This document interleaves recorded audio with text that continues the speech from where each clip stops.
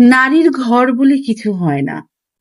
শৈশব, কৈশোর, বিবাহের প্রাক্কাল কাটে বাপের ঘরে। বহু অর্থ ব্যয়ে মহা ধুমধামে বাজে বিয়ের সানাই নহবত। রেওয়াজ, রীতি, সংস্কার মেনে যৌতুক সহ স্বামীর হাত ধরে নববধূর সাজে পিতার ঘর হতে স্বামীর ঘরে ঘরণী হয়। নারীর ঘর বলে কিছু হয় না। যৌবনে স্বামীর ঘরে রান্না করে, বাচ্চা মানুষ করে, ফাই ফরমাস খাটে অকাতরে।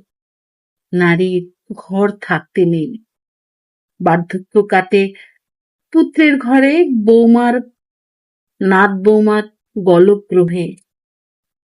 নারী বিল, নারী সংরক্ষণ, নিরাপত্তা, কত আইন, তবু গৃহ অসন্তোষের বলি আমাদের মাতা ভগ্নী জায়া গৃহহীন।